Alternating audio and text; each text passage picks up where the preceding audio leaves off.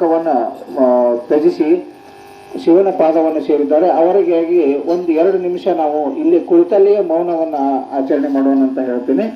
ಅವರ ಹೆಸರು ಪ್ರೇಮ ಬಸವರಾಜ್ ಶಿರೋಳು,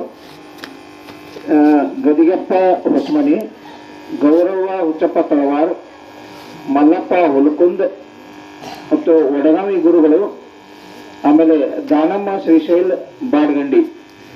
ಒಂದು 6 ಜನ ಸದ್ಭಕ್ತರು ಈ ತಿಂಗಳಲ್ಲಿ ತಮ್ಮ ಇಹಲೋಕ ಯಾತ್ರೆಯನ್ನು ಪೂರ್ಣಗೊಳಿಸಿದ್ದಾರೆ. ಅವರಿಗೆ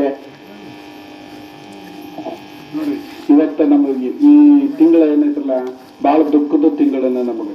ಯಾಕಂತಂದ್ರೆ 6 ಮಂದಿ ಮಹಿಳೆಯರ ಸದ್ಭಕ್ತರನ್ನ ನಾವು ಕಳ್ಕೊಂಡ್ವಿ. ನಾವು ಭಾಳ ನೋಡ್ರಿ ಎಂಥ ಭಕ್ತಿಯನ್ನು ಮಾಡಿದ್ರಪ್ಪ ಅಂತಂದ್ರೆ ಪ್ರೇಮ ಬಸವರಾಜ್ ಶಿರೋಳು ಸಾಮಾನ್ಯರ ಅಲ್ರಿ. ನಾ ಸಣ್ಣ ವಯಸ್ಸಿನಿಂದ ಗುರುಗಳು ಸೇವಾ ಮಾಡ್ಕೊತ ಬಂದಾರ. ಅವ್ರು ಯಾವತ್ತು ಮಠದಾಗ ಸೇವಾ ಮಾಡೋದು, ಅವ್ರು ಪ್ರಸಾದ ಮಾಡಿಕೊಡೋದು. ಇವತ್ತು ಅವ್ರು ಕಳ್ಕೊಂಡಿದ್ದು ನಮ್ಗೆ ಭಾಳ ದುಃಖ ಆಗೈತ್ರಿ.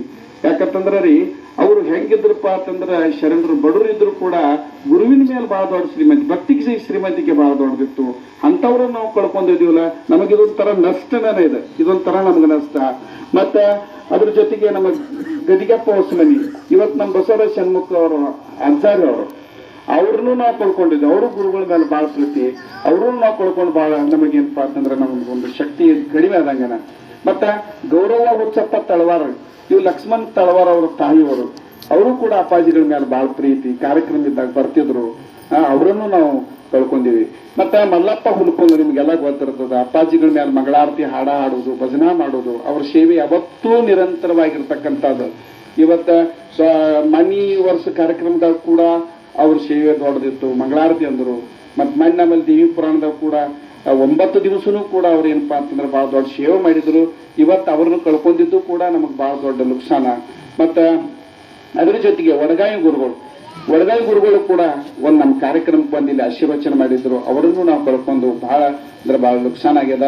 ಅದ್ರ ಜೊತೆಗೆ ನಮ್ಮ ದಾನಮ್ಮ ಶ್ರೀಶೈಲ್ ಬಾಡ್ಗಂಡಿ ಬನಟ್ಟಿ ಅವರು, ಇವತ್ತು ನಮ್ಮ ಶ್ರೀಶೈಲನ್ನ ಬಾಡ್ಗಂಡಿ ಅವರು ಸದ್ಭಕ್ತರು ಬಂದಾರ. ಅವ್ರು ಯಾವತ್ತೂ ಅವ್ರು ತಪ್ಪಿಸೋದಿಲ್ಲ.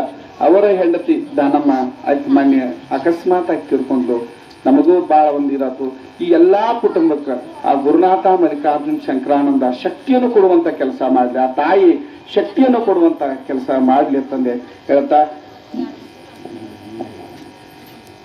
ಈ ಅವರ ಒಂದು ಹೆಸರಿನಲ್ಲಿ ನಾವು 2 ನಿಮಿಷ ಮೌನವನ್ನು ಆಚರಣೆ ಮಾಡಿ ಅವರಿಗೆ ಒಂದು